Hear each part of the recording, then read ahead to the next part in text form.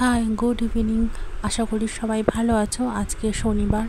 গত 3 দিন ধরে আমি কানের যন্ত্রণা আর সহ্য করতে না পেরে ফাইনালি আজকে সকালবেলা উঠেই চলে গিয়েছিলাম হসপিটালে ডক্টর দেখাতে। প্রাইভেটে এর আগে আমি ডক্টর দেখিয়েছিলাম, কিন্তু তেমন কোনো লাভ হয়নি।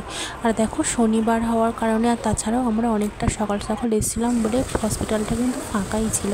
আর এখানে আমি যন্ত্রণার চোটে ছটফট করছি, বসে আছি। ডক্টর অলরেডি চলে এসছে, কিছুটা লাইন আছে।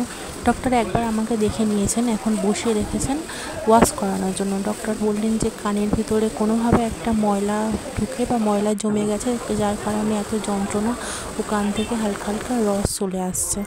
আমার সঙ্গে আমার বড় গিয়েছিল। আর এখানে দেখো আমার ওয়াশ করানো হয়ে গেছে।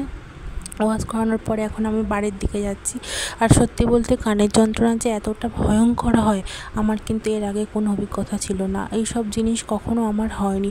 ঠান্ডার ধাত আছে, হালকা হালকা ব্যথা হতো, কিন্তু এই ধরনের জিনিস হয়নি কখনো। আর আমি এসেছিলাম কাঁদতে কাঁদতে, এখন দেখো যাচ্ছি হাসতে হাসতে। কারণ সেই যে অসহ্য যন্ত্রণা, সেটা থেকে যে আমি মুক্তি পেয়েছি, এটা সত্যি বলতে অনেক বড় কথা। গত 4-5 দিন ধরে আমি একদমই ঘুমাতে পারিনি। আর যাওয়ার সময় না বৃষ্টি শুরু হয়ে গিয়েছিল। বৃষ্টি মানে প্রচণ্ড পরিমাণে বৃষ্টি হয়েছিল, কিন্তু বৃষ্টি হোক ঝড় হোক যাই হোক, আজকে এসেছিলাম বলেই আমি কিন্তু শান্তিভাবে বাড়ি যেতে পারছি। আজকে রাতটা অন্তত ভালোভাবে ঘুমাবো। গত 5 দিন ধরে যে ধরনের কষ্ট পেয়েছি, এখন হয়তো সেই অসহ্য যন্ত্রণাটা আর নেই, কিন্তু হালকা ব্যথা রয়ে